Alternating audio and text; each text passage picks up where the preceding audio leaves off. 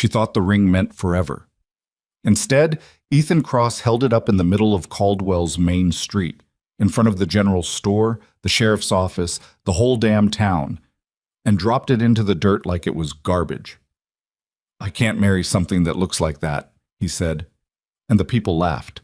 Clara Whitmore stood there in her best dress, the one she'd mended 3 times at the hem, and felt every single person in that crowd choose him over her in the space of a single breath. If you want to know how a woman survives a moment like that, how she walks out the other side and becomes something no one in that town ever expected, then stay with me until the very end. Hit that like button and drop your city in the comments below. I want to see exactly how far this story travels. The morning had started with a kind of nervous brightness that Clara Whitmore couldn't quite settle into. She'd been up before the rooster, before the gray light even bothered pulling itself over the eastern ridge. She'd heated water on the small iron stove in the back room of Nell Patterson's boarding house, the room she'd rented for the past 2 years with the wages she made taking in laundry and mending. And she'd washed her hair and pinned it up the way she'd seen the Hartley sisters do it, soft at the temples and tight at the back. She'd put on her dress, the blue one, the one with the small white buttons down the front that she'd bought secondhand from Mrs. Alderman's shop, but had taken in at the waist herself so it actually fit the shape she had, rather than the shape someone else used to have. She'd looked at herself in the cracked mirror above the wash basin for a long time. She wasn't sure what she was looking for. Permission, maybe. Some small confirmation that she was allowed to feel what she was feeling. That electric, almost painful flutter of anticipation that had kept her half awake for the past 3 nights, ever since Ethan had taken her hand outside the milliner's and told her he had something to say and that he needed her in front of the town when he said it. She'd understood what that meant, or she'd thought she had. Caldwell was a town of about 400 people, depending on what season it was and whether the mining crews were passing through.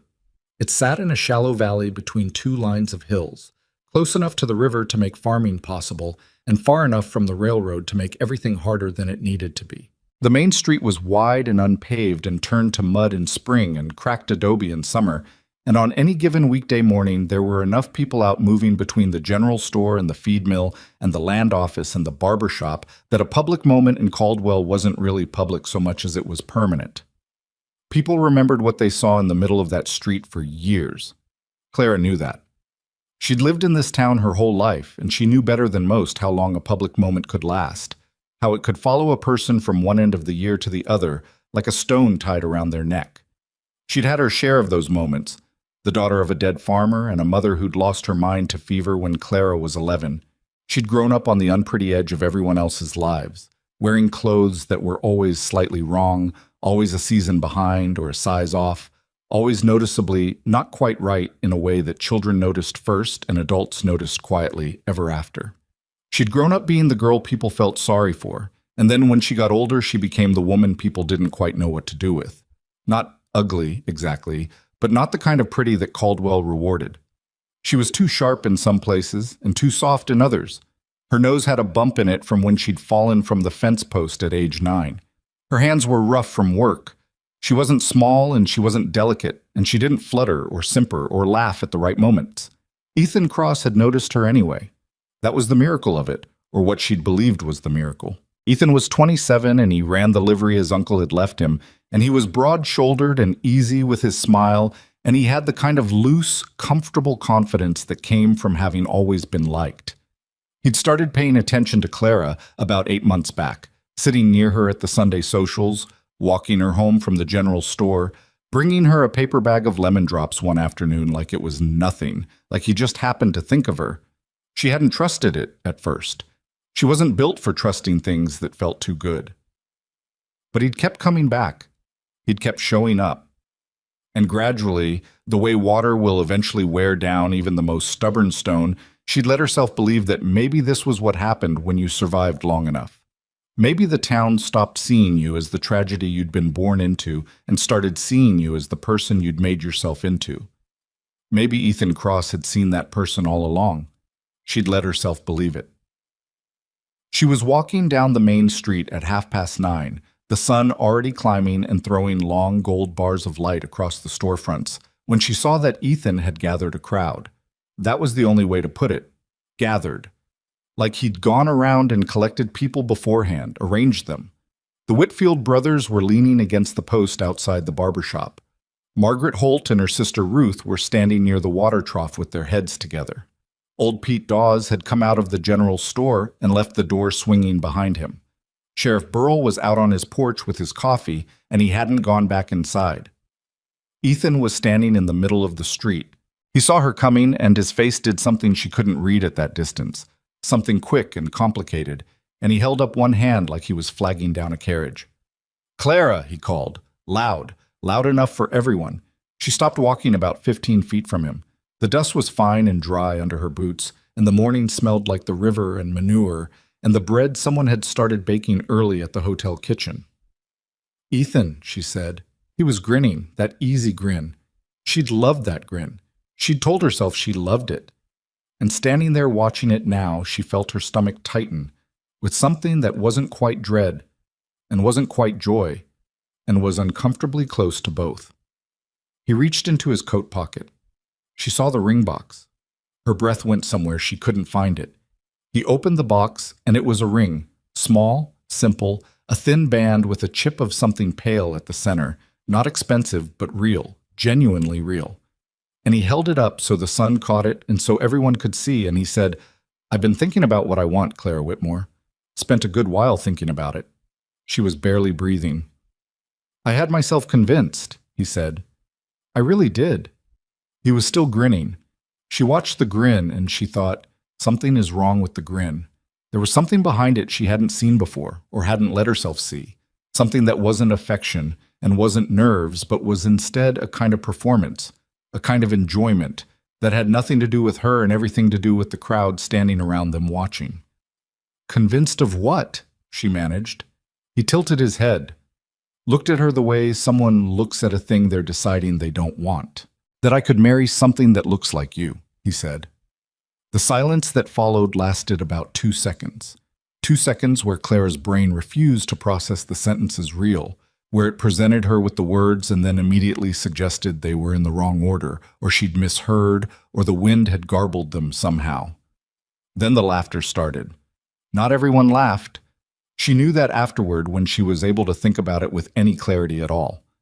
Most people were probably just standing there in some version of the same frozen shock she was experiencing. But the laughter that did come was loud, and it came from more than one direction, and it was the kind of laughter that didn't need many voices to fill a street. Ethan let the laughter settle before he kept going, and that was the part that lodged itself deepest, the way he waited for it, the way he let the crowd settle before he spoke again, like a man who knew how to work a room. "I gave it real consideration," he said. He was enjoying himself. That was what she saw now, finally, fully. He was enjoying himself in a way that made her stomach turn.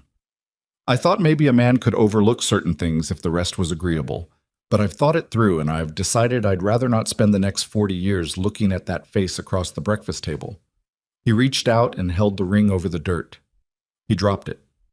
It hit the dust with a small, almost inaudible sound, and it sat there between them in the street, catching the sun, and Ethan tucked his hands into his pockets and shrugged and said, "I think you'd better keep walking, Clara. Some folks are just not meant for certain things." Then he turned around and walked back toward the livery, and a few of the Whitfield brothers called something after him that she couldn't hear over the roaring in her own ears, and she was left standing there in her best dress with her pinned-up hair and her rough hands and a ring in the dirt in front of her that wasn't even hers and never had been. She didn't cry. That was the thing she would hold on to in the days and weeks after.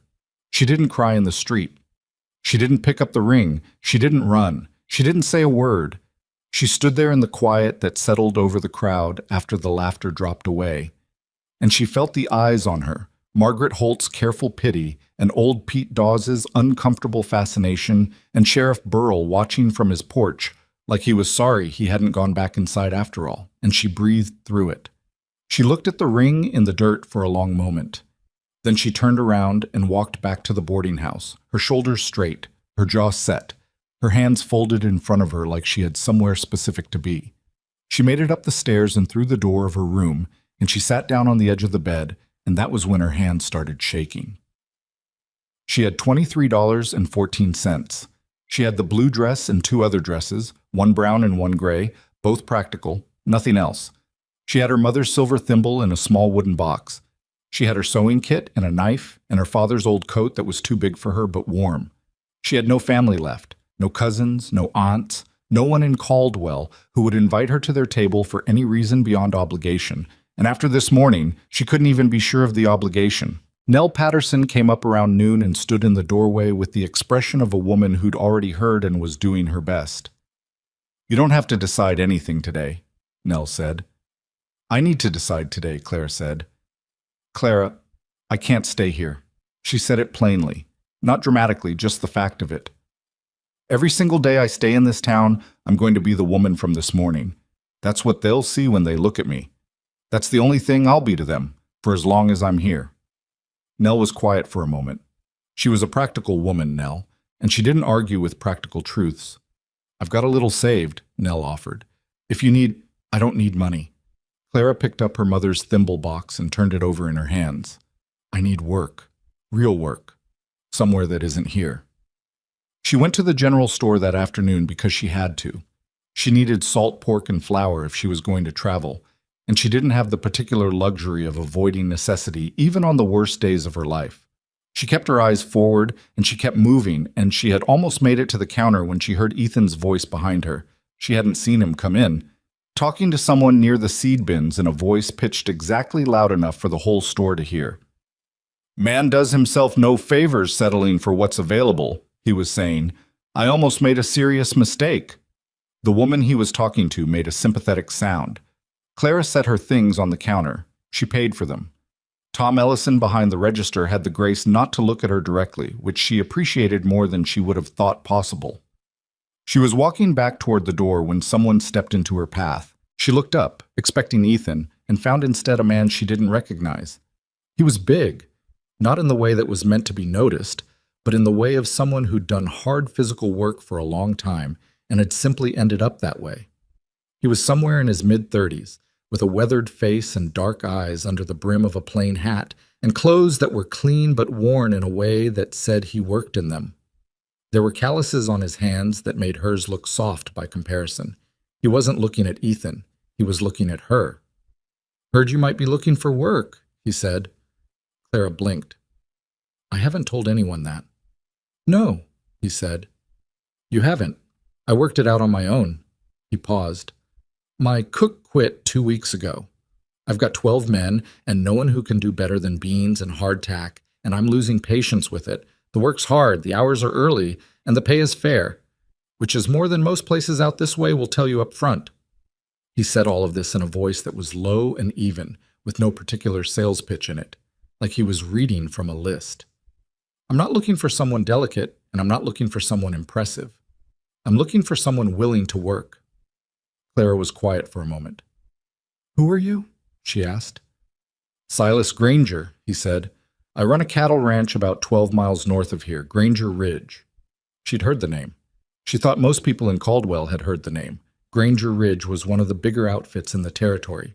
Cattle and some horses had been in operation for over a decade. She didn't know much about Silas Granger specifically, except that he wasn't a man who came into town often, which was either a sign of a man who was too busy to socialize or a man people kept a distance from. And at the moment, she wasn't entirely sure which. "Why are you offering me work?" she said. He seemed to consider the question as genuine rather than rhetorical. "Because you were in that store buying salt pork and flour like you're getting ready to go somewhere," he said, "and because of the way you walked out of that street this morning." She felt her face go tight. "You saw that?" "I did." "And you're here because you felt sorry for me?" "No." The word was simple and immediate. "I'm here because I need a cook. The rest of it isn't my business." He reached up and adjusted the brim of his hat. "The offer's there. You can say no." Clara stood in the doorway of Tom Ellison's general store with her salt pork and her flour and the specific shame of a morning she would never be able to unhappen. And she looked at Silas Granger's steady, weathered face. She thought about staying. She thought about waking up tomorrow in this town and the next day and the day after that, and what each one of those days would look like. The slow accumulation of other people's memory of her worst moment, layered on top of her like stones. "When do you need an answer?" she said. "Hour," he said. "I'm heading back this afternoon." She was back at the boarding house in 20 minutes. She packed what she had. It didn't take long, 24 years of a life that had never had much in the way of possessions. The 2 practical dresses, her sewing kit, her mother's thimble, her father's coat, the $23.14. Nell stood in the hallway outside her door and watched her pack and didn't say anything for a long time. "You don't know this man," Nell finally said. "I don't know anyone," Clara said. "I've lived here my whole life, and this morning proved I don't know a single person in this town." "That's not fair." "Maybe not." Clara folded her father's coat and pressed it into the bottom of her bag. "But it's what I've got." Nell came into the room then and sat on the end of the bed. She was 50-something, with gray-streaked hair and hands that had known their share of hard work, and she had been as close to a mother figure as Clara had had since her own mother had gone. She didn't try to talk Clara out of it again. She just sat there while Clara packed, and that was its own kind of kindness. "He's got a reputation for being hard," Nell said at last. "Granger, not mean. People don't say mean, just hard. Keeps to himself, runs a tight operation." "Good," Clara said. "You sure?" Clara looked around the small room, the cracked mirror, the iron stove, the window that looked out over the back alley. $23.14 and a mother's thimble and a father's coat and a whole town full of people who had watched a man drop a ring in the dirt and laughed. "I'm sure," she said. She met Silas at the edge of town at the agreed time, and he had a wagon and a pair of steady-looking horses and a manner that suggested he was not going to make conversation about her morning if she didn't ask him to, which she did not. They rode out of Caldwell heading north, and Clara kept her face forward and her hands folded in her lap, and she did not look back. She thought about it for about the first mile. The particular pull of a place you've spent your whole life, the gravity of it even when it's hurt you. It doesn't let go cleanly.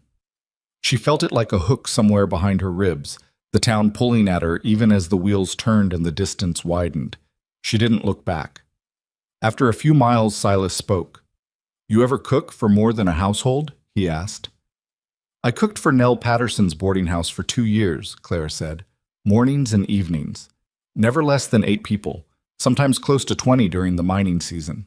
He nodded. "Can you stretch a supply run?" "Depends how far you're stretching it.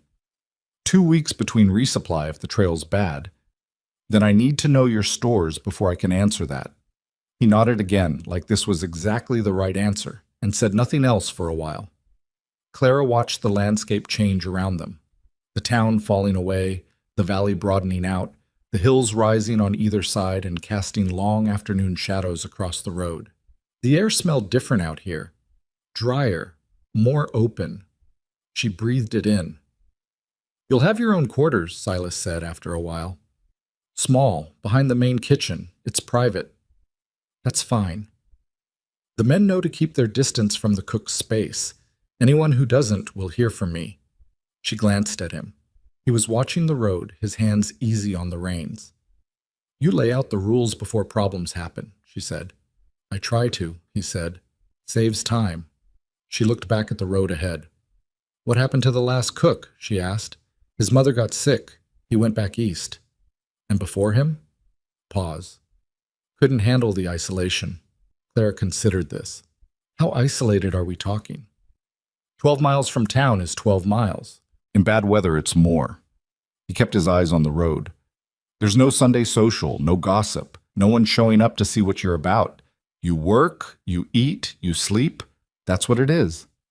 She thought about that for a moment. The absence of a Sunday social, the absence of a whole town full of people who knew every bad thing that had ever happened to her. "That sounds," she said carefully, "like exactly what I need." She saw the ranch as they came over the last ridge before the valley leveled off. Granger Ridge sprawling across the base of the hills in the late afternoon light, the main house substantial and plain, a long, low bunkhouse to the east of it, barns and stables and corrals arranged in the practical geometry of a working operation rather than anything meant to impress. It wasn't beautiful. It was functional, which she decided was better. There were men working in the corrals, and a few of them looked up when the wagon came in.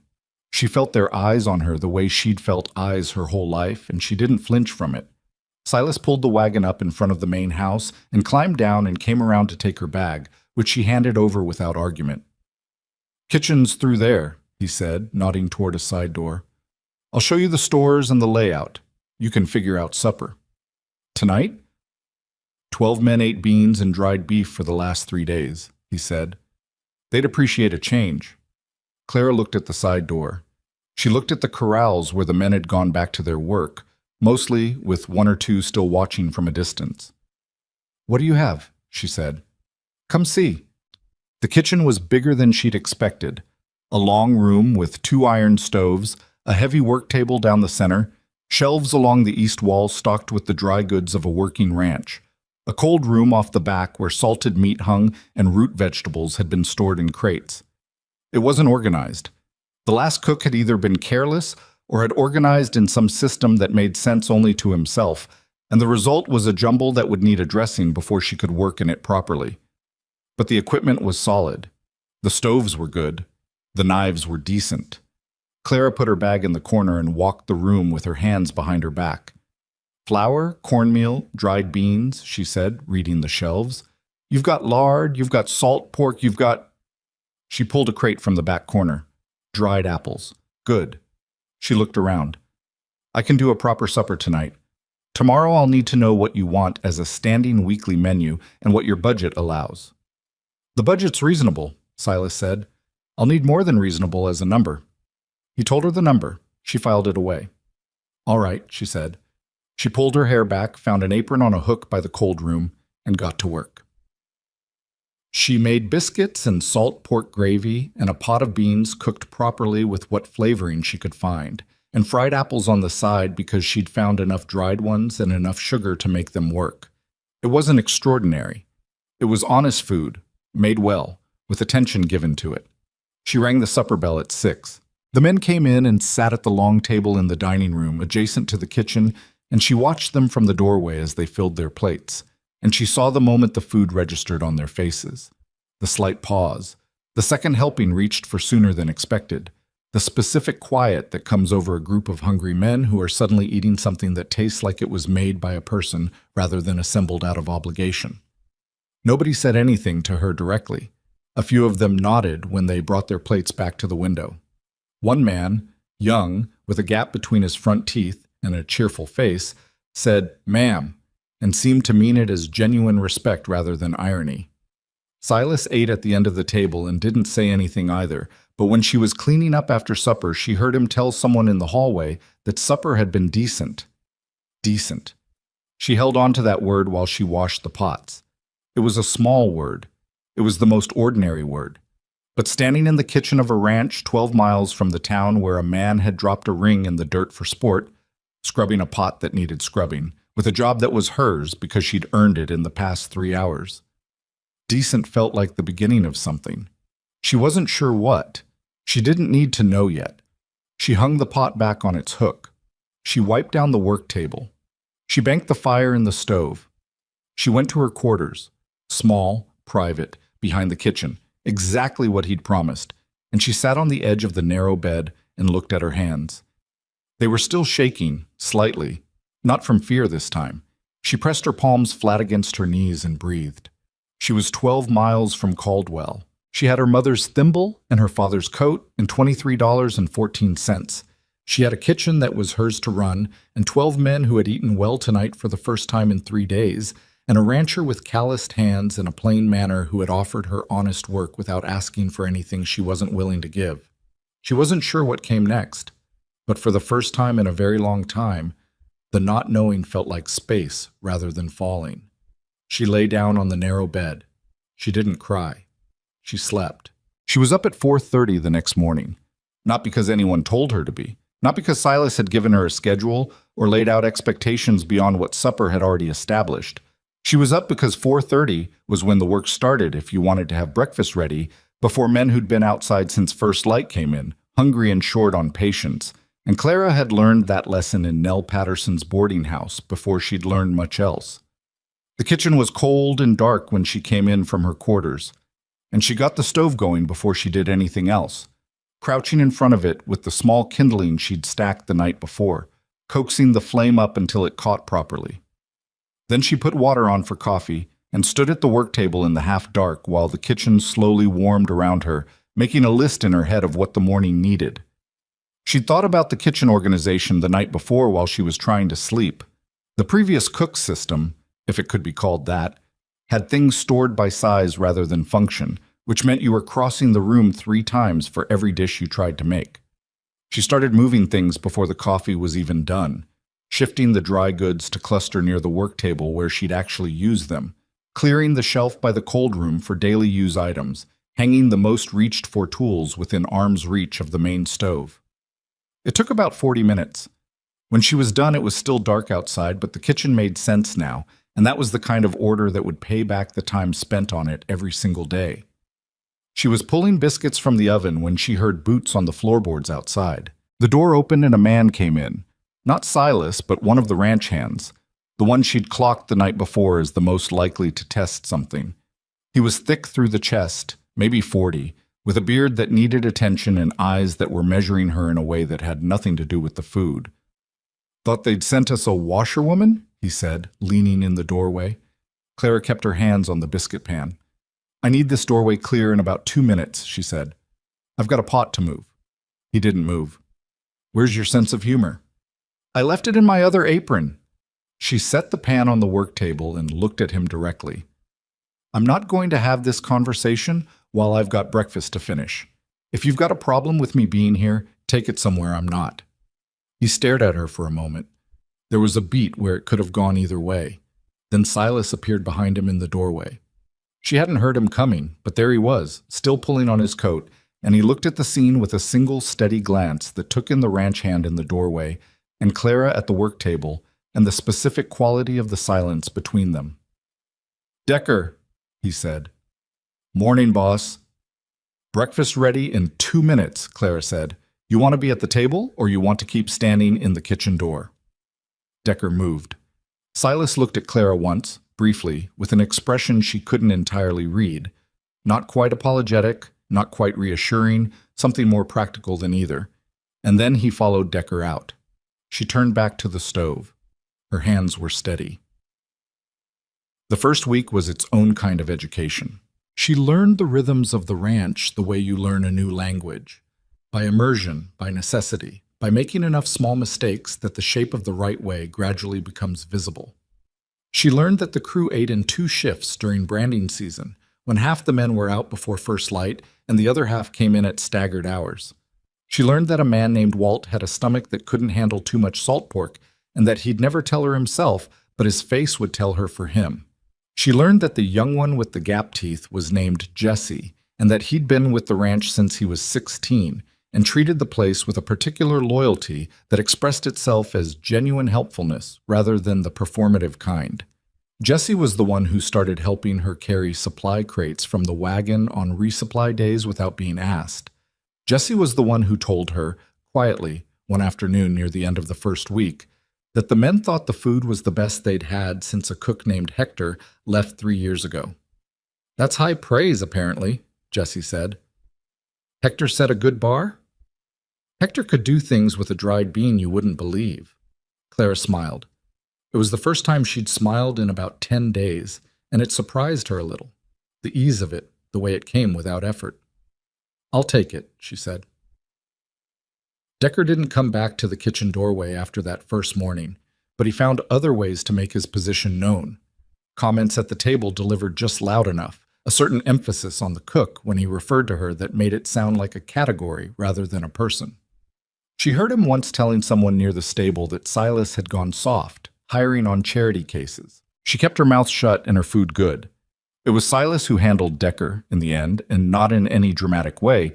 She found out about it secondhand from Jesse, who told her with some satisfaction that Silas had pulled Decker aside on a Wednesday afternoon and explained to him that the cook's position was permanent for as long as the cook wanted it, and that if Decker had opinions about that, he was welcome to find employment elsewhere. "Did Decker say anything?" Clara asked. "Not out loud," Jesse said. After that, Decker ate his meals without commentary, which was the most she'd asked for. About 2 weeks in, she made her first real error. It wasn't dramatic. She'd miscalculated the flour stores against the resupply schedule and came up short midweek. Not enough to actually run out, but enough that the biscuits she'd planned for Thursday would need to become cornbread instead, and the pies she'd been intending for Saturday would have to wait. She told Silas at supper. He looked at her across the table with that even expression that gave very little away. How short? 8 pounds. I can work around it. What does working around it look like? She told him. He listened. He nodded once. Don't stretch the cornmeal too far, he said. Men work better when there's enough. I know that. I know you know. He picked up his coffee. I'm just saying. She almost said something back. There was a flash of irritation in her that surprised her, but she let it pass. He wasn't wrong, and he wasn't saying it to correct her so much as he was saying it the way a man says things when he's used to having all the information in the room at the same time. She recalibrated the stores that night and wrote out a more precise tracking system on a piece of paper she nailed to the inside of the cold room door. She didn't miscalculate again. It was in the 3rd week that she rode into Caldwell for the first time since leaving. She needed to go. The resupply list had items Tom Ellison's general store was the only source for within reasonable distance, and sending Jessie with a handwritten list felt like asking someone else to face something she hadn't faced yet herself, which wasn't a thing she was willing to do. She drove the wagon in on a Thursday morning, and she tied the horses in front of the general store, and she went inside with her list. Tom Ellison was behind the counter. He looked up, and for a moment there was that familiar, uncomfortable awareness moving across his face, the recognition, the quick calculation of what to say, and then he settled into something professional, and she was grateful for it. She was reading labels on the back shelf when she heard the door open and felt rather than saw the particular shift in the room's atmosphere. Well, Ethan's voice said, look who came back. She kept her eyes on the shelf for a moment, just a breath. Then she turned around. He was standing in the doorway with his hat pushed back and his hands in his pockets, and the same easy, comfortable grin she'd spent 8 months believing in. There were 2 men behind him she didn't know well. Hands from one of the smaller operations, probably, or men passing through. Ethan, she said. Didn't think we'd see you back so soon, he said. Figured Granger's place would have chewed you up and spat you out by now. I'm picking up supplies. She turned back to the shelf. How long you reckon it lasts? He asked, and she could hear in his voice that he was performing again. Performing for the men behind him, for Tom Ellison behind the counter, for anyone else who might have had a reason to wander in. Woman like you, out at a cattle ranch? No offense, Clara, but the outdoors isn't exactly... I've got a list to fill, she said. She didn't raise her voice. She didn't turn around. I'm not here to talk to you. A pause. You've got nerve, I'll give you that, Ethan said. She picked up the item she'd been looking at and put it in her basket and moved to the next shelf. Her hands were steady. She was aware of that. 2 weeks ago in this same store, she'd paid for salt pork and flour and barely held together, and now her hands were steady. She finished her list. She paid Tom Ellison. She walked out. She was loading the crates into the wagon bed when she heard the store door open behind her. She kept loading. You should be careful, Ethan said. He wasn't performing now. His voice had dropped. The audience left inside. Granger's a hard man. You're going to end up in a worse spot than you left. Clara set the last crate in the wagon and turned around. She looked at him. Really looked at him. At the handsome, easy face and the comfortable stance and the fundamental smallness of a man who only felt big when he was reducing someone else. You dropped a ring in the dirt to make people laugh, she said. And I'm still here. Go back inside, Ethan. She climbed up onto the wagon seat and drove back toward the ranch. She didn't feel triumphant. That wasn't quite the right word. She felt something quieter and more durable than triumph. Something that lived closer to the bone. Silas noticed she'd been into town when she pulled back in at midday. He came out to help unload without being asked, which she'd started to realize was a habit of his, appearing at practical moments without commentary. Any trouble? He said. She handed him a crate. Nothing I couldn't handle. He looked at her for a moment. Cross give you a hard time? He tried.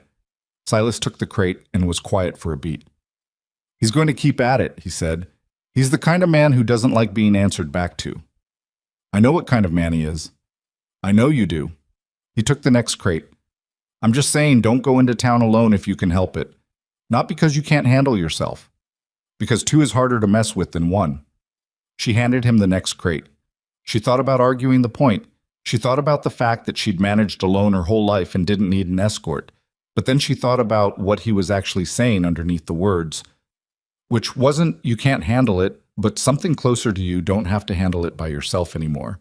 And the argument dissolved somewhere in her chest before it reached her mouth. All right, she said. They unloaded the rest of the wagon in silence, which was the most comfortable silence she'd experienced in a long time. By the end of the first month, the kitchen was entirely hers, not just in the organizational sense, though it was that. The shelves logical now, the stores tracked, the daily and weekly rhythms worked out to the point where the operation ran without friction. It was hers in the sense that the men knew it and accepted it, that the doorway was no longer a place where anyone stood testing the air. When the kitchen door opened before meals, it was Jesse asking if she needed help with the heavy pots, or Walt checking if there was something his stomach could manage without incident, or one of the other hands with a reasonable question delivered respectfully. She started doing more than she'd been hired to do, and she did it not because anyone asked, but because she noticed what was needed. The ranch had no system for tracking which supplies were running low, so she made one. The meal schedule had never been written down anywhere, so she wrote it down and posted it where the hands could see it and plan around it. She noticed that the men who came in from the far pasture on the late shift were cold and tired, and that hot soup kept better than anything else, so she started keeping a pot on the back burner on cold evenings without being asked. Small things. Practical things. The kind of things that didn't announce themselves but made the daily life of 12 men and one rancher run more smoothly. Silas noticed. She wasn't sure how much he noticed until one evening when she was cleaning up after supper, and he came into the kitchen, unusual. He was not a man who appeared in the kitchen outside of meals.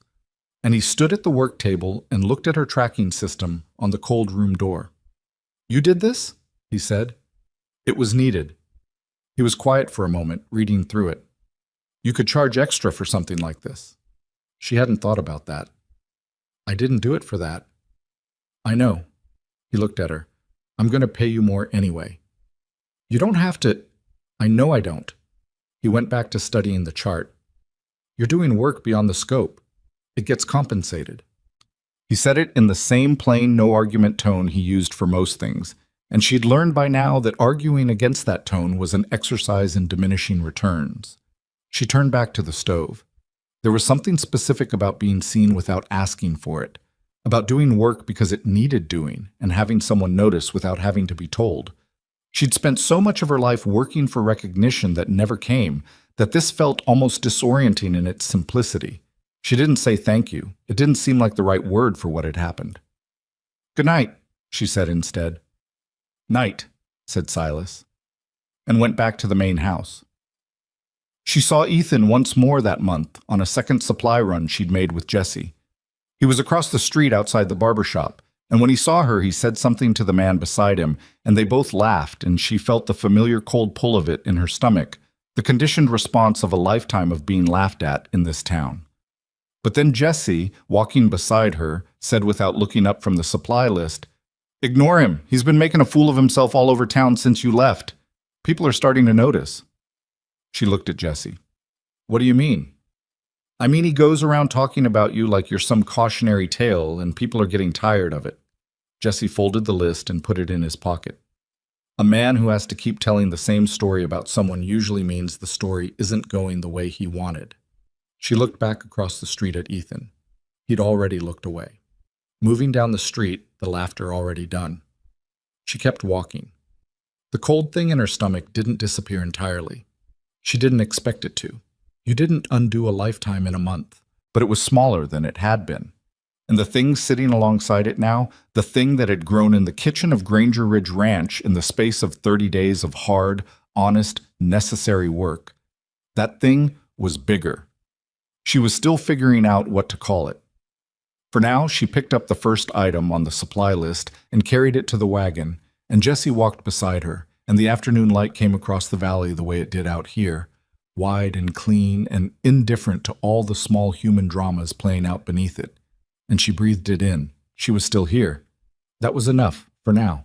The trouble with Ethan Cross didn't announce itself. That was the thing about men like him.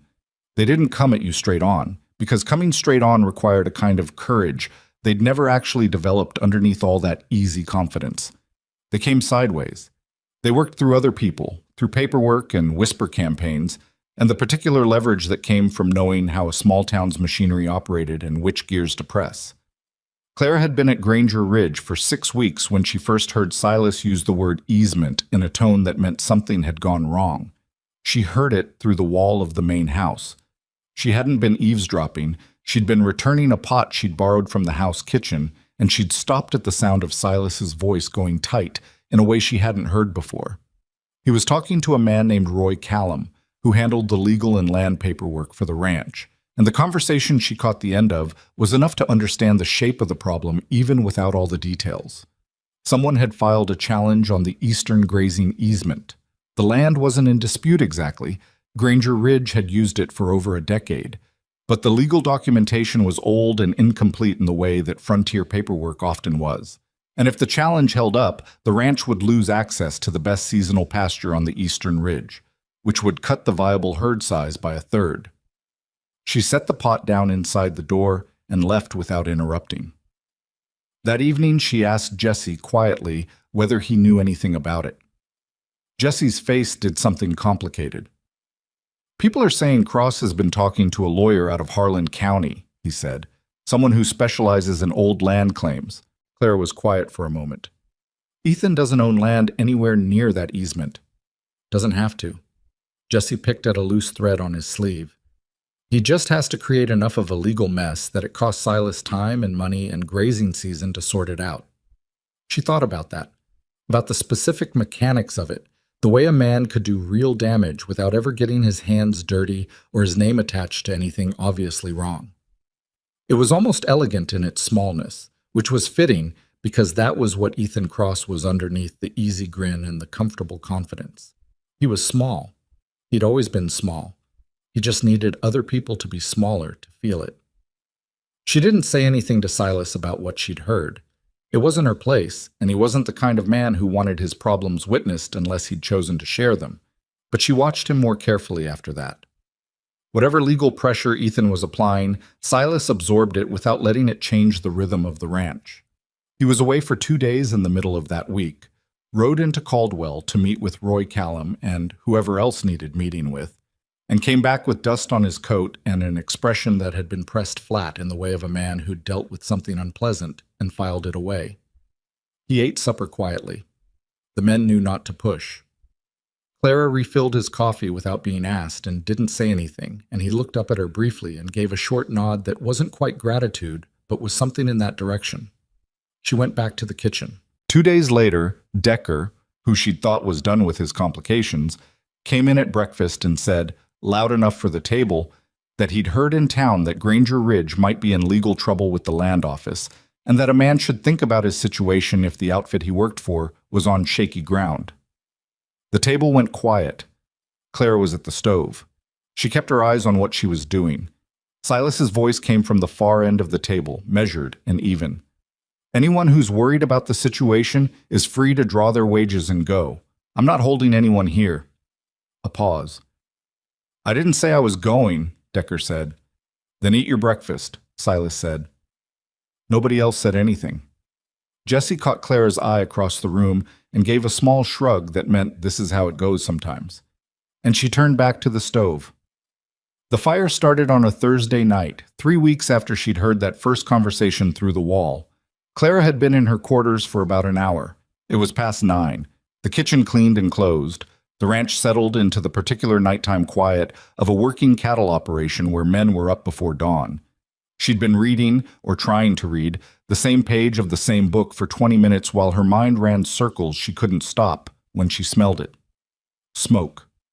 Not the wood stove kind, not the familiar contained smell of banked fires and warm chimneys. This was something wilder and hotter, and it hit the back of her throat wrong. She was out of her quarters and through the kitchen before she'd fully decided to move. The south stable was on fire. It was already bad when she got outside. The west wall fully involved, flames climbing toward the roof in that fast, hungry way that meant the wood had been dry and the fire had been burning for longer than anyone had noticed. Two of the ranch hands were already outside, running toward the water barrel, yelling for the others. Jesse was at the stable doors trying to get them open, but the latch mechanism on the main doors had caught or jammed and he was throwing his weight against it without success. She saw Silas. He was already running toward the side of the stable, the south face where there was a smaller access door used for equipment, not animals, and she understood what he was doing before he did it. The horses were in there. 3 of the ranch's working horses and Silas's own, a dark bay that she'd seen him ride every morning since she arrived and had understood, without being told, was not just a horse. He hit the side door with his shoulder and it gave, and he went in. The smoke billowed out of the open door in a thick, dark column. Claire stood in the yard and watched the door and the fire climbing above it, and she felt the particular sensation of a decision that isn't really a decision because your body has already made it. The side window on the east face was narrow. Too narrow for Silas, probably, but possibly not for her. She grabbed the empty water bucket from the well rail, soaked the rag she kept tied at her apron for kitchen burns, pressed it over her mouth and nose, and moved. She made it to the window without anyone seeing her go. Getting through it was not graceful. She knocked her shoulder on the frame and came down inside on her hands and knees on the stable floor, coughing before she'd even straightened up. The smoke inside low and thick in a way that made her eyes burn immediately. She pulled the wet rag tighter against her face. She could hear the horses, the panicked, high sound of animals in the presence of fire, that particular register that goes straight to the base of the brain, and she moved toward it, staying low, one hand along the stall panels to navigate. There were 2 horses still in the far stalls. She found the first one, a roan she knew was called Bishop, who'd thrown 2 riders this summer, according to Jesse, screaming and circling in the confined space. She got the stall latch open and jumped clear as he bolted past her toward the door Silas had come through, which she could hear him working on the other side. The second horse was Silas's bay. He was down on his front knees in the back corner, which was wrong. Horses didn't go down in fires, not unless something else was wrong, and she moved toward him fast and found the lead rope tangled in the stall hardware, wrapped twice in a way that had him pinned close to the ground when the smoke had probably made him try to sink beneath it. "Easy," she said, which was useless, but she said it anyway. "Easy, easy." She got her hands on the rope and worked it. Her eyes were streaming now, and she couldn't stop coughing, and the heat from the west wall had become a physical pressure she could feel through her clothes, and the rope was twisted in a way that required both hands and more concentration than she had available. She got it. The bay lurched upright, nearly knocked her into the wall, and she grabbed the lead and pulled, hard, moving back toward the window, even though she already knew she wasn't fitting back through the window with the horse. She moved toward Silas's door instead and hit it with her palm. "Silas!" The door swung in from the other side, and Silas was there, and his face in the firelight did something she'd never seen it do before. It went from controlled to something much less controlled in about half a second, and he grabbed her arm and the lead rope simultaneously and pulled them both through the door and out. The cold air hit her like a wall.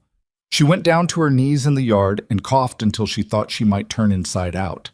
Around her she could hear men shouting and the bucket brigade working and the fire still burning. The stable was going to be a loss. She understood that. The structure itself was already too far gone. But the horses were out. All the horses were out. She could hear them at the far end of the yard, corralled against the fence, their breathing loud and ragged but alive. Someone put a hand on her back. Jesse, she thought, or one of the others. Then someone crouched in front of her, and it was Silas. And his face was close, and there was a burn on the back of his left hand. She could see even in the low light and soot along one side of his jaw, and he was looking at her with an expression she had absolutely no framework for. "You went in through the window," he said. She was still coughing. "Bay was tangled. I had him. You were at the door." She wiped her eyes with the back of her wrist. "I had a shorter route." He stared at her. "I'm fine," she said, which was approximately true. She'd hit her shoulder hard on the window frame, and she could already feel it stiffening, and her throat felt scraped raw, but she was upright and breathing, and none of those things were serious. "How's your hand?" He looked down at the burn on the back of his hand like he'd forgotten it was there. "Manageable," he said. They stayed like that for a moment, crouched in the yard while the stable burned and the men worked the water line and the horses stood at the far fence. And the silence between them was a different kind of silence than the comfortable kind she'd gotten used to. It had weight in it. Silas stood up and offered her his unburned hand. She took it, and he pulled her to her feet. He held on to it for a second longer than necessary. Then he let go and turned toward the men and the fire and the work of it. And she stood in the yard breathing cold air and watched him go. They found the cause the next morning. Decker was gone. He'd drawn his wages, helped himself to them, technically, from the lockbox in the tack room that he'd had access to as a senior hand, and cleared out sometime in the night. He'd left behind a bunk that had been slept in and a note that said nothing useful except that he was moving on. It was Jesse who found, in the ash and char of the burned stable's west corner, the remains of what had been a lantern positioned in a way that lanterns didn't naturally end up. He brought Silas over and showed him without saying much, and Silas stood there and looked at it and was very still for a long moment. "Could have been an accident," Jesse said, in the tone of someone who didn't believe what they were saying but felt the need to put it out there. "Could have been," Silas said. Neither of them said Ethan's name. Clara, standing a few feet back, didn't say it either. She thought about what Jesse had told her weeks ago, about Ethan talking to a lawyer, about the easement challenge, about the specific kind of damage a small man could do through intermediaries. She thought about Decker and his particular resentment of her, which she'd attributed to wounded pride, but which, in retrospect, had the quality of something cultivated rather than organic. She didn't know for certain. She wasn't sure she'd ever know for certain, and the not knowing was its own kind of weight. "I need to rebuild the west wall before the rain comes," Silas said finally. He looked up from the ash. "Jesse, get me a materials count." "Yes, sir." They moved into the practical work of it, the way working people moved into everything, because the work was there, and it needed doing, and the alternatives were standing in burned ash and feeling things that didn't fix anything. That afternoon, Silas found her in the kitchen. She was making bread. The repetitive physical work of it, the kneading, had always been useful for her mind on difficult days. And she heard him come in but didn't stop what she was doing.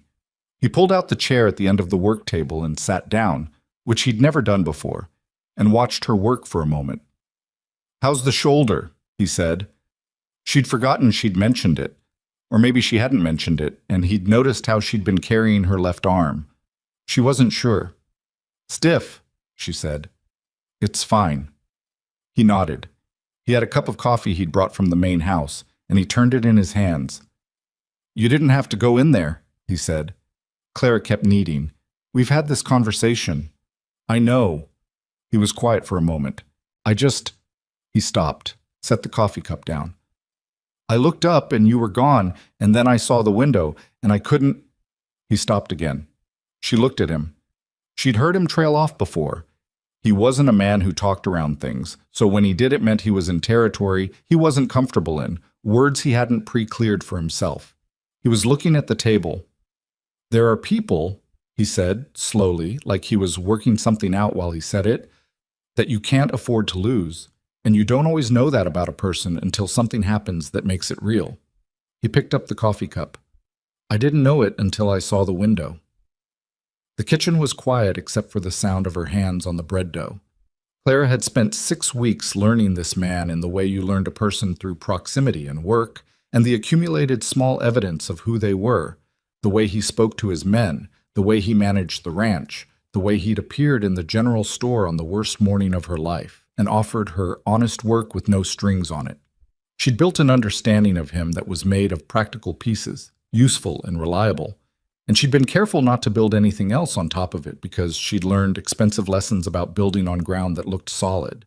But here he was, sitting at her work table, turning a coffee cup in his hands, telling her something true. She turned the bread and pressed her palms into it. "I came in through the window because the horse was tangled and I was closer," she said. "That's the whole of it." "I know," he said. "I'm not going to apologize for it." "I'm not asking you to." He looked up. I'm trying to say something and I'm doing it badly. She met his eyes. You're doing fine, she said. Something shifted in his face. Not much, just enough. He picked up the coffee cup and stood. Supper tonight, he said, back to the even, practical tone. Whatever you see fit. I know my job, she said.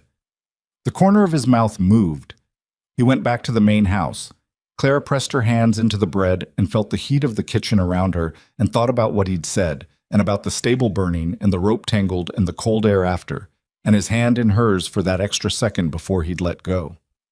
She kept her face neutral and her hands working, but something had shifted in her too. She wasn't ready to name it. She wasn't sure she had the right framework for it yet. Wasn't sure she trusted frameworks built on feeling after everything that had taught her to distrust them.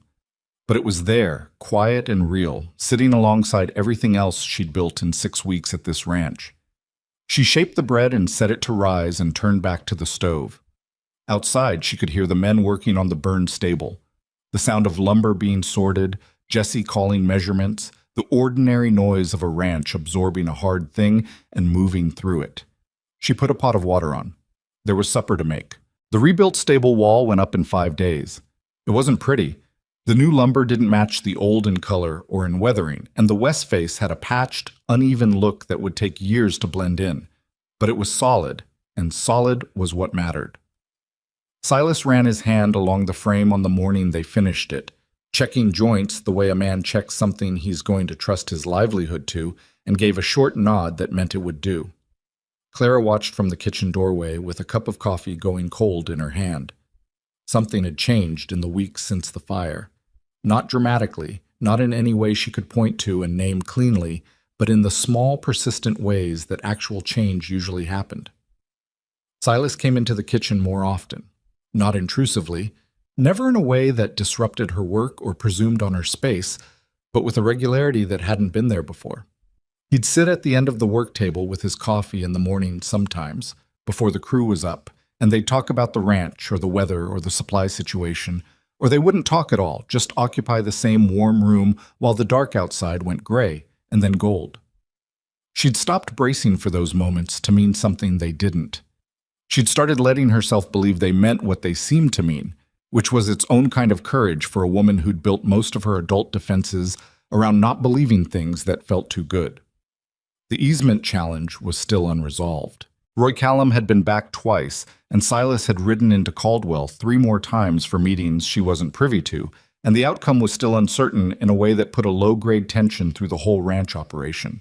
The kind of tension that didn't spike but didn't go away, that lived in the background of everything like weather coming.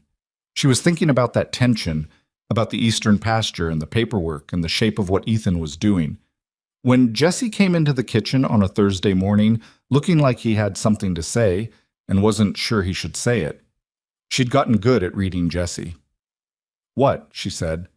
He set his hat on the table and turned it in his hands. "I was in Caldwell yesterday." "I know, you did the resupply run." "While I was there, I ran into Pete Alderman. His boy works at the land office, does the filing and the copying." Jesse stopped, organizing his words. "Pete said his boy overheard something 2 days ago.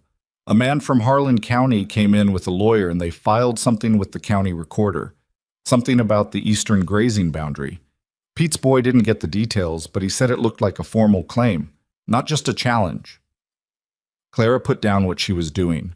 A formal claim was different from a legal challenge. A challenge required Silas to defend an existing easement, costly and time-consuming, but winnable. A formal claim was an assertion of competing ownership, which created a different kind of legal problem entirely, one that could tie up the land in dispute for months or longer, making it unusable during the process regardless of how it resolved. "When did it get filed?" she said. "Day before yesterday." She was already untying her apron. "Where's Silas?" "North Pasture, I think. He rode out at—" She was past him before he finished the sentence. She found Silas at the north fence line, working with 2 of the men on a section that needed restringing, and she came up on horseback. She'd been riding more these past weeks, enough that it was no longer the uncomfortable exercise it had been when she first arrived, and he looked up when he heard her coming and read her face before she said a word. "What happened?" he said. Not a question. She told him what Jesse had told her. She kept it brief and factual because that was what the moment needed, and she watched his face do the thing it did with difficult information. Absorb it, process it somewhere interior, come back out the other side with the same even expression wearing slightly more weight. He was quiet for a moment. "If they filed a formal claim," he said, "I've got maybe 10 days before the county recorder's office sends me formal notice. After that, the land goes into dispute status, which means you can't use it during grazing season, which means I lose this year's eastern pasture and probably next year's while the lawyers work it out." He pulled off his gloves. "And the lawyers cost money that comes out of the same place the herd revenue comes from." She looked at him. "Roy Callum needs to file a counterclaim before the dispute status kicks in. If your documentation on the easement predates their claim, it does. But the documentation is old and some of it's in bad shape. Roy's been trying to get certified copies from the original land office in Harlan County for 3 months, and they keep sending back incomplete records. Can you go get them yourself?" He paused. "In person," she said. "Not by post. You ride to Harlan County, you walk into that land office, you stand in front of whoever needs to be stood in front of, and you ask for every piece of paper with your family's name on it going back to the original grant. It's a 2-day ride, but you'd have what you need." He was looking at her with that expression she'd learned to read, as I'm thinking about what you just said rather than dismissing it. Roy's been trying for 3 months, she said. "You go yourself. Your name is on the land. That means something when you're standing there in person." Silas was quiet for a long moment. He looked at the fence line, at the north pasture stretching out behind it, at the hills beyond that where the eastern grazing land sat waiting on the outcome of a legal fight started by a man who didn't want land, just wanted to damage the person who had it. "I'd need to leave tomorrow," he said. "Then leave tomorrow." He looked at her again. "You'd be running things here." She held his gaze. "I've been running the kitchen for 2 months. I know this ranch. The men know me. Jesse knows what needs doing in the fields. You'd be gone 4 days at most." He picked up his gloves and turned them over. "I know you can handle it," he said. "And the simplicity of it, no qualification, no I think or I'm sure you'll manage, landed quietly and settled." "Go get your paperwork," she said. He left at first light the next morning. She stood in the yard and watched him ride out. Him and Roy Callum together, saddlebags full, moving north toward the Harlan County Road. And then she went back to the kitchen and put the coffee on and started breakfast. And the day began the way all the others had, except that it was different, running the ranch in his absence, and she understood that quickly. It wasn't the kitchen that was different. That was hers completely now, and had been for weeks. It was the rest of it. The men came to her with small things: a fence repair question, a supply timing issue, a decision about the water rotation for the eastern troughs. And she answered them, and they took the answers and went back to work without argument, because she'd spent 2 months earning that, and because the ranch's opinion of Clara Whitmore had quietly reversed itself over time without anyone making a ceremony of it. Jesse handled the daily ranch operations the way he always did, with the competent loyalty of a man who'd grown up on this land and knew it better than almost anyone. She and Jesse developed a rhythm over those 4 days. Morning check-in over coffee, midday update, evening accounting of what had gotten done and what was waiting. It wasn't smooth. There were things she made decisions on that she wasn't sure about and had to commit to anyway because that was what a decision meant. There was a moment on the second day when one of the newer hands, a young man named Cole, who'd joined the operation 6 weeks ago, pushed back on something she'd told him about the water schedule, and she'd had to stand in the middle of the yard in the September heat and be firm about it in a way that didn't leave room for negotiation. "Cole," she said, keeping her voice level, "the rotation stands. If you want to argue it with Mr. Granger when he's back, that's your right. Right now, you're arguing with me, and I'm telling you the rotation stands." Cole looked at her for a moment with that particular young man expression that was 1 part skepticism and 2 parts deciding how committed he was to his position. He went back to work. Jesse appeared at her elbow 20 minutes later. "Handled that well," he said. "Don't sound so surprised," she said. "I'm not surprised," he said. and she believed him. Ethan came on the third day. She saw the horse first, a gray she recognized as the livery's own, and then him, riding up the main approach to the ranch house in the late afternoon with the particular posture of a man who'd decided something and was arriving to deliver it. He was alone, which surprised her, though she thought about it later and understood it. He'd expected to find the ranch without Silas, which he apparently knew about somehow, and he'd calculated that alone was better for what he'd come to do. She was in the yard when he rode in. He pulled up and looked down at her from the saddle and did a slow survey of the yard. The repaired stable, the working crew, the normal functional evidence of a ranch that had absorbed a fire and a legal challenge and kept moving. And then he looked at her with something that wasn't quite the easy grin anymore. It had worn thinner. She could see through it to what was underneath. "Granger's not here," he said. "No," she said. He swung down from the saddle and walked toward her, leading the gray by the reins, and stopped about 10 feet away. "I heard he went to Harlan County." "Did you?" "Clara." He said her name the way he used to, with that particular proprietary weight that had once made her feel chosen and now made her feel nothing much at all.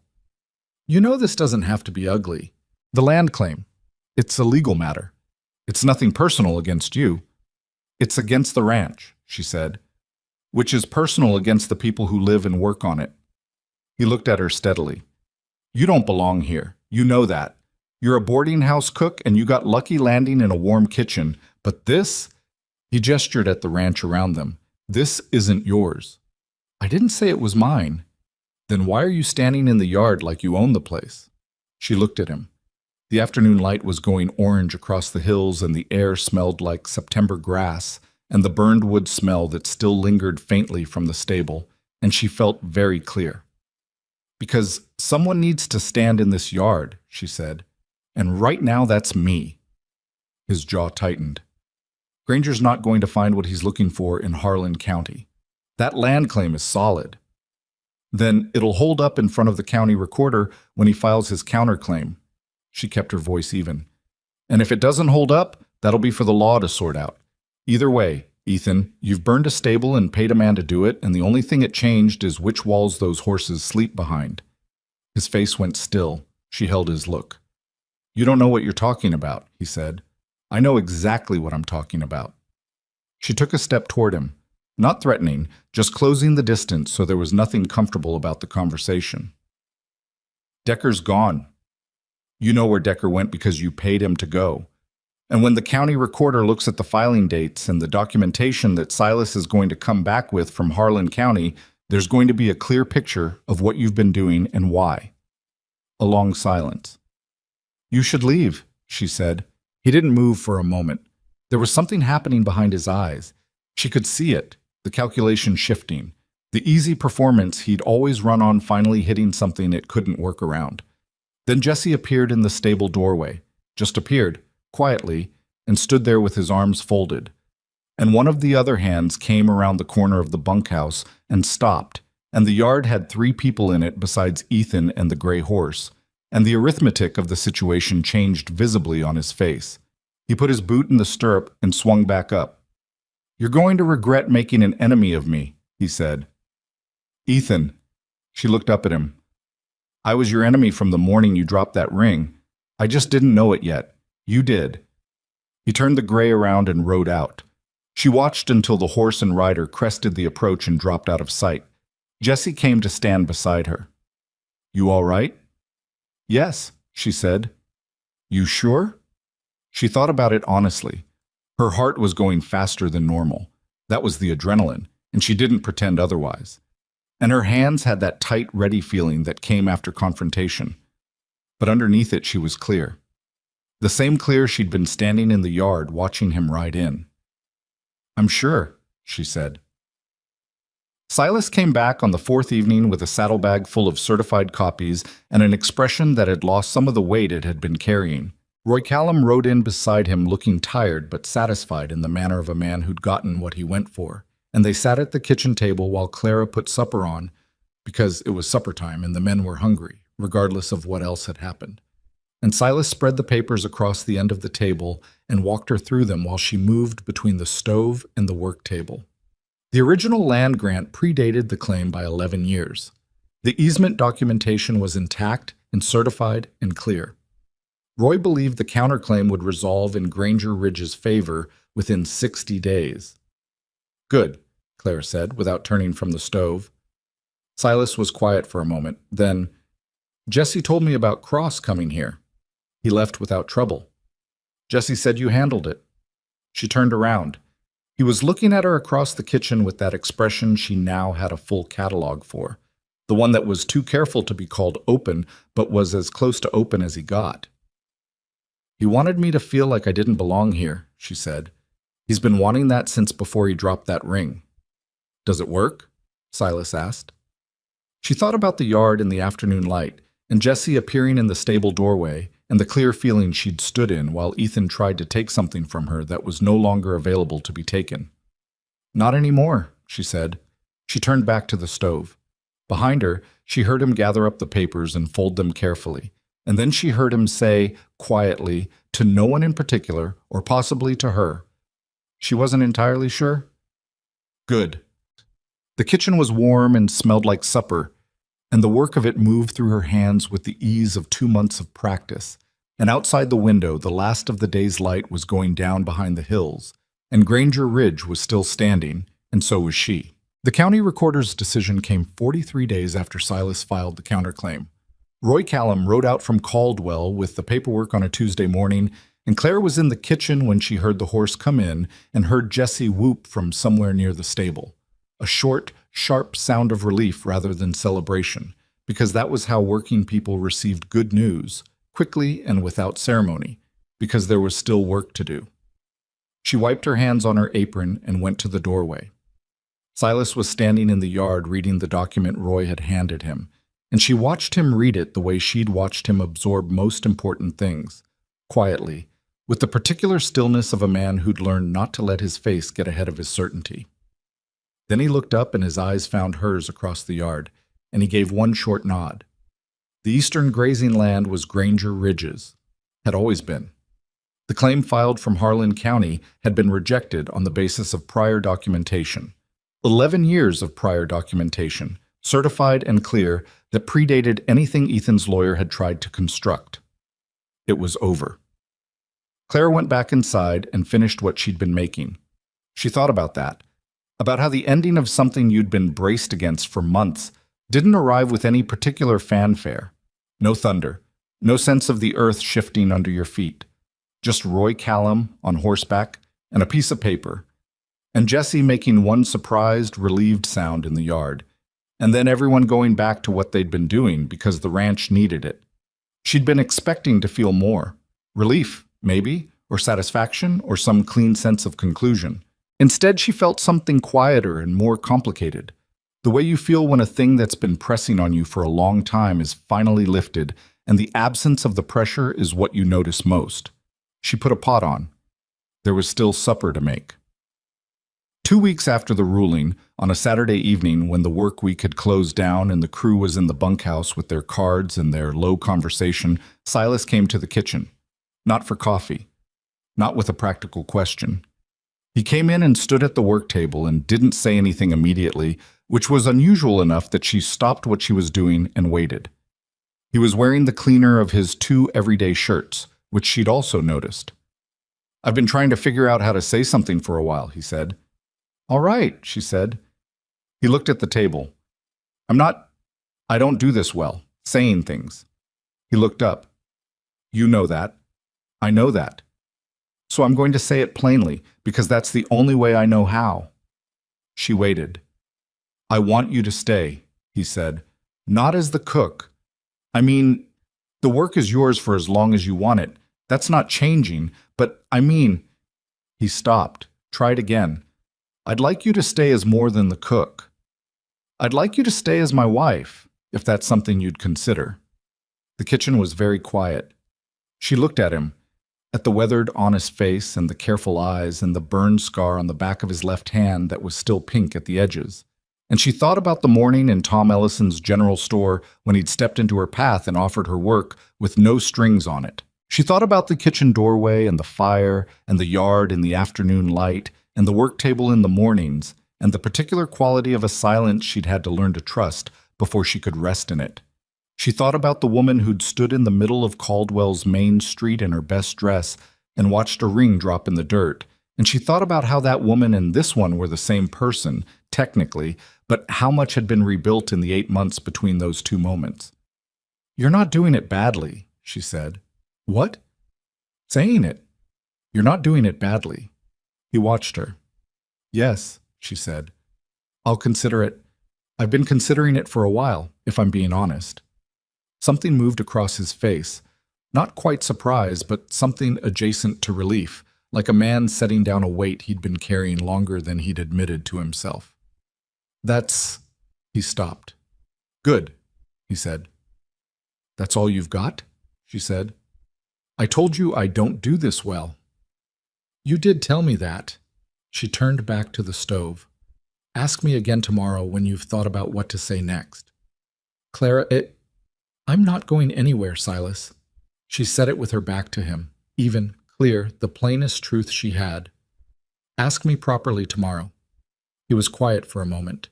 Then she heard what might have been. She wasn't sure, she'd never heard it before. A short, low sound that was something like a laugh, brief, genuine. "All right," he said, and left the kitchen. She stood at the stove with her hands on the pot handle and a feeling in her chest that she had no clean word for. Something warm and cautious and real, the kind of feeling that didn't announce itself grandly because it had been building quietly for months and had simply, at some point in the last 5 minutes, arrived. She wasn't 24 years old and naive about what love was supposed to look like. She knew it didn't look the same for everyone, knew it didn't have to arrive in speeches or grand gestures, knew that for some people it looked exactly like a man sitting at the end of your work table at 4:30 in the morning without needing to fill the silence. She'd had enough time at Granger Ridge to understand what was being offered. Not a rescue, not a transaction, not the particular performance that Ethan had put on in the middle of a street for an audience. Something quieter and more durable than any of that. Something she actually believed. He asked her again the next morning. He'd clearly thought about what to say, because it was longer and more specific, and included the admission that the ranch felt different with her in it, and that he wasn't talking about the food. She said yes. They married in October, 6 weeks later, in a small ceremony at the ranch with Jesse and Roy Callum and a few of the crew as witnesses, and Nell Patterson, who'd driven out from Caldwell with a pie, an expression that suggested she was extremely satisfied with how things had turned out. Clara wore the blue dress, the one with the small white buttons, the one she'd put on the morning Ethan Cross had dropped a ring in the dirt. She'd mended the hem a 4th time and let the waist out slightly and pressed it until it was as close to perfect as it was going to get. And she'd put it on that morning in front of the small mirror in what was now their quarters, no longer the narrow room behind the kitchen, and thought about the last time she'd worn it. She didn't feel angry, standing there. She'd expected to feel something pointed about the symmetry of it, using the same dress, reclaiming the day. But what she felt was mostly tired of the whole thing. Tired of Ethan Cross occupying any real estate in her mind at all. He was a man who'd needed her to be small to feel large, and she'd spent 8 months becoming someone who didn't fit that requirement anymore, and she was ready to be done allocating thought to him. She picked up her mother's thimble from the nightstand and put it in her pocket. The ceremony was brief, practical. The man who performed it was the same county official who'd notarized the land paperwork, which seemed fitting. Silas said what he meant to say in the same plain way he said everything, and when he looked at her, it was with the same steadiness she'd been building a life beside for 8 months, and she said what she meant to say back. Jesse cried. He tried to hide it and failed, and Nell Patterson handed him a handkerchief without comment, and after the ceremony was done, he told Clara quietly that he'd never been so glad to have someone show up and change something. "I didn't change anything," she said. "You changed how the kitchen smelled," he said, "which changed how supper felt, which changed how the whole crew treated the end of the day." He folded the handkerchief into a small square. "Things change in small ways first."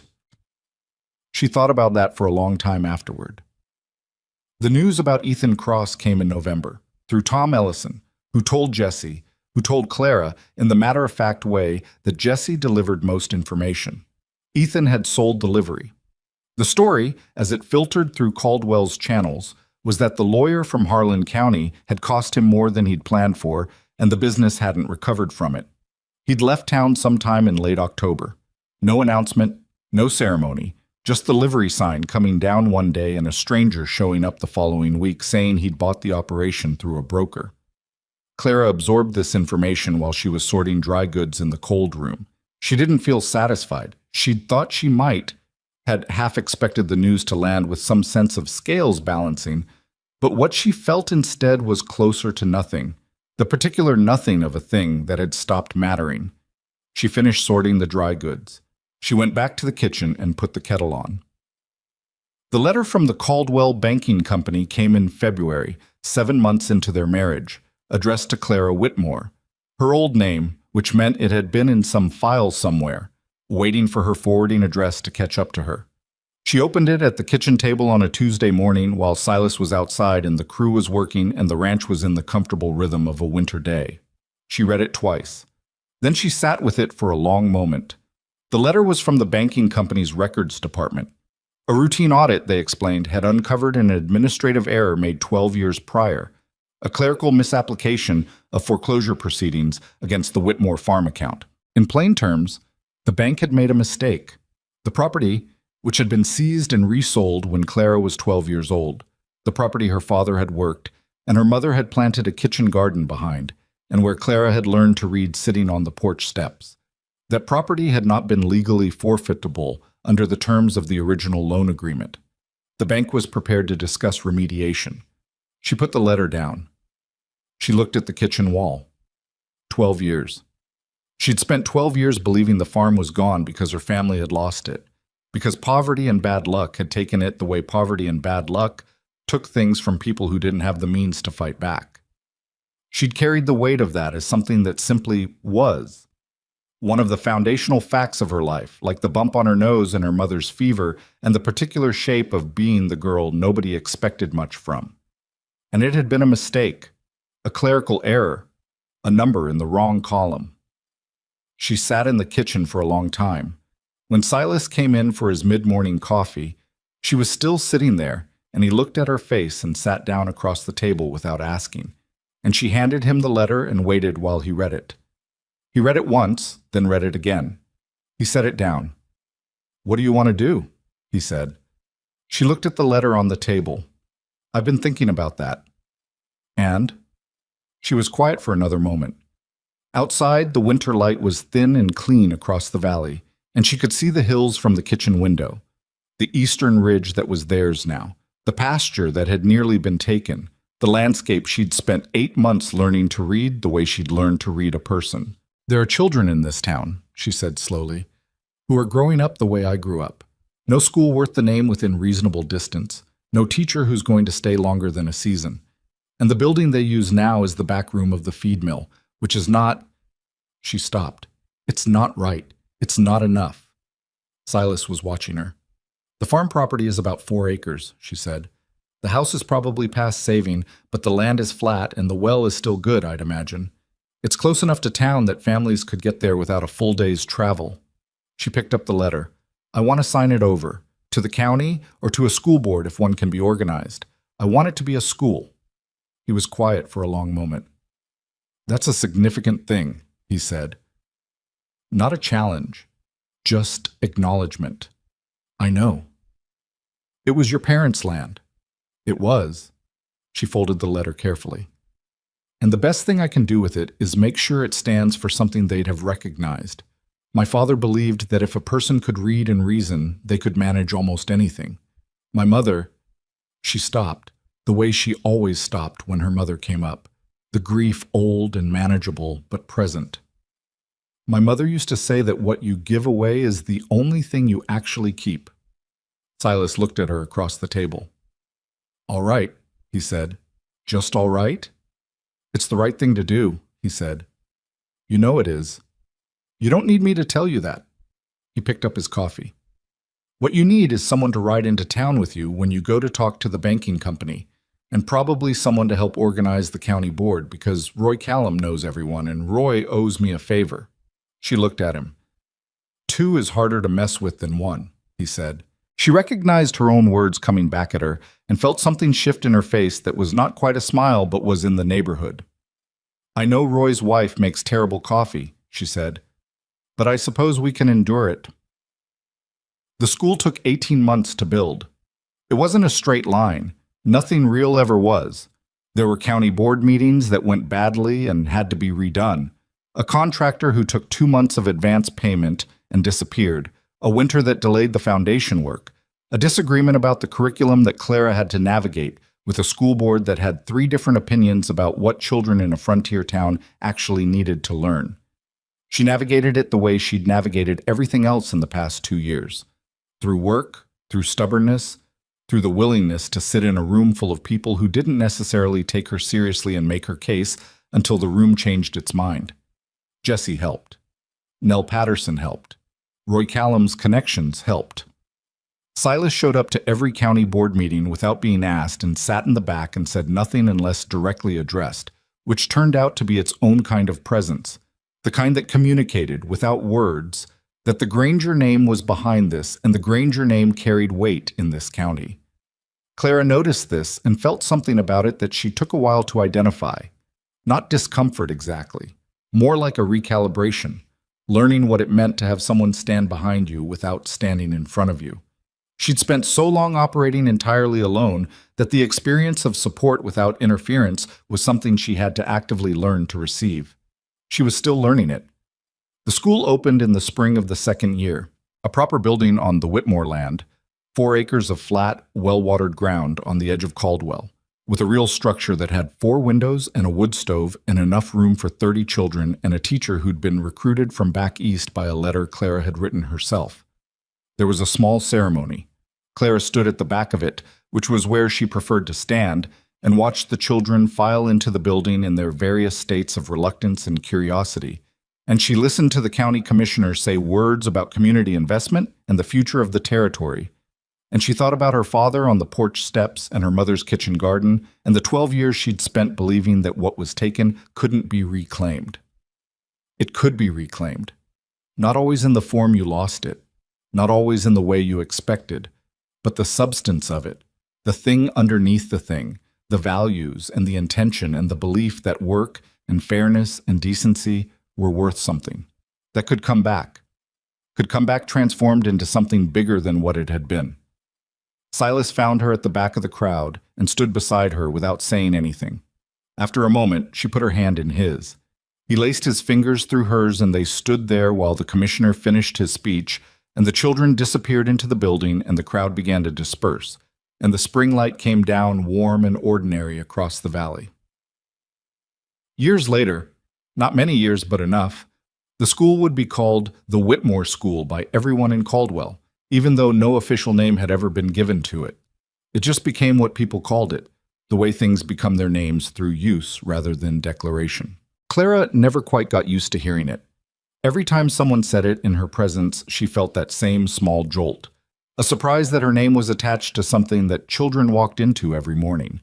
She mentioned this to Silas once, on an evening when they were sitting on the porch after supper, the kind of evening that belonged to the tail end of summer when the light stayed long and the air was finally cooling and the ranch settled into the particular piece of a working day properly ended.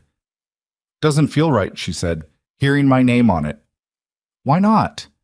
She thought about it. "Because I didn't do it to have my name on something." He was quiet for a moment, looking out at the darkening hills. "No," he said. "But the name's not for you. It's for the kids who'll go there for the next 50 years. So they know someone did it. So they know the kind of person that does something like that actually exists." She sat with that. She thought about 12-year-old Clara Whitmore, with her dead father's farm, and her fever-sick mother, and her mended dress, navigating a town that had already decided what she was and wasn't going to be.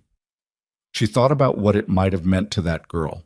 Not a story about a perfect person who had everything and gave some of it away, but a story about a woman who'd had almost nothing, who'd stood in the middle of a street with a ring in the dirt at her feet and kept walking. She thought it might have meant something to 12-year-old Clara to know that was a thing a person could do. "I suppose," she said. The hills went dark. The last of the light held at the top of the eastern ridge for a moment. the ridge that was theirs now and would remain so before it went too. Silas refilled her coffee without being asked and handed it back. She held it in both hands, her rough, work-worn hands, the hands that had made 8 months of meals in a kitchen that had become hers, and then made a life in a place she'd arrived at with nothing. And she drank it, and the evening came in around them, and the ranch was quiet. The woman who had once been told, in front of an entire town, that she wasn't worth choosing, that woman was still here. That was the whole of it, the whole lesson, if it could be called that. You keep walking, not because the road becomes easier, and not because the people who laughed at you eventually apologize, and not because some larger force straightens out what was crooked. You keep walking because you are still there, still standing, still yourself. And that, in the end, is the only thing no one can drop in the dirt and leave behind. The school took 18 months to build. It wasn't a straight line. Nothing real ever was. There were county board meetings that went badly and had to be redone. A contractor who took 2 months of advance payment and disappeared. A winter that delayed the foundation work. A disagreement about the curriculum that Clara had to navigate with a school board that had 3 different opinions about what children in a frontier town actually needed to learn. She navigated it the way she'd navigated everything else in the past 2 years. Through work, through stubbornness, through the willingness to sit in a room full of people who didn't necessarily take her seriously and make her case until the room changed its mind. Jesse helped. Nell Patterson helped. Roy Callum's connections helped. Silas showed up to every county board meeting without being asked and sat in the back and said nothing unless directly addressed, which turned out to be its own kind of presence, the kind that communicated, without words, that the Granger name was behind this, and the Granger name carried weight in this county. Clara noticed this and felt something about it that she took a while to identify. Not discomfort exactly, more like a recalibration, learning what it meant to have someone stand behind you without standing in front of you. She'd spent so long operating entirely alone that the experience of support without interference was something she had to actively learn to receive. She was still learning it. The school opened in the spring of the second year. A proper building on the Whitmore land, 4 acres of flat, well-watered ground on the edge of Caldwell, with a real structure that had 4 windows and a wood stove and enough room for 30 children and a teacher who'd been recruited from back east by a letter Clara had written herself. There was a small ceremony. Clara stood at the back of it, which was where she preferred to stand, and watched the children file into the building in their various states of reluctance and curiosity. And she listened to the county commissioner say words about community investment and the future of the territory, and she thought about her father on the porch steps and her mother's kitchen garden and the 12 years she'd spent believing that what was taken couldn't be reclaimed. It could be reclaimed. Not always in the form you lost it, not always in the way you expected, but the substance of it, the thing underneath the thing, the values and the intention and the belief that work and fairness and decency were worth something. That could come back transformed into something bigger than what it had been. Silas found her at the back of the crowd and stood beside her without saying anything. After a moment, she put her hand in his. He laced his fingers through hers, and they stood there while the commissioner finished his speech, and the children disappeared into the building, and the crowd began to disperse, and the spring light came down warm and ordinary across the valley. Years later, not many years, but enough, the school would be called the Whitmore School by everyone in Caldwell, even though no official name had ever been given to it. It just became what people called it, the way things become their names through use rather than declaration. Clara never quite got used to hearing it. Every time someone said it in her presence, she felt that same small jolt, a surprise that her name was attached to something that children walked into every morning. She mentioned this to Silas once, on an evening when they were sitting on the porch after supper. The kind of evening that belonged to the tail end of summer when the light stayed long and the air was finally cooling and the ranch settled into the particular piece of a working day properly ended. "Doesn't feel right," she said. "Hearing my name on it. Why not?" She thought about it. "Because I didn't do it to have my name on something." He was quiet for a moment, looking out at the darkening hills. "No," he said, "but the name's not for you. It's for the kids who'll go there for the next 50 years. So they know someone did it. So they know the kind of person that does something like that actually exists." She sat with that. She thought about 12-year-old Clara Whitmore, with her dead father's farm and her fever-sick mother and her mended dress, navigating a town that had already decided what she was and wasn't going to be. She thought about what it might have meant to that girl. Not a story about a perfect person who had everything and gave some of it away, but a story about a woman who'd had almost nothing, who'd stood in the middle of a street with a ring in the dirt at her feet and kept walking. She thought it might have meant something to 12-year-old Clara to know that was a thing a person could do. "I suppose," she said. The hills went dark. The last of the light held at the top of the eastern ridge for a moment. The ridge that was theirs now and would remain so before it went too. Silas refilled her coffee without being asked and handed it back.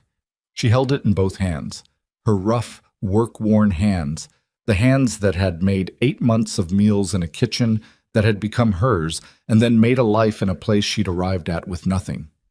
And she drank it, and the evening came in around them, and the ranch was quiet. The woman who had once been told, in front of an entire town, that she wasn't worth choosing, that woman was still here. That was the whole of it, the whole lesson, if it could be called that.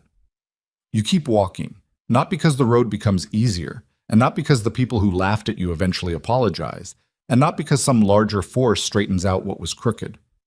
You keep walking because you are still there, still standing, still yourself.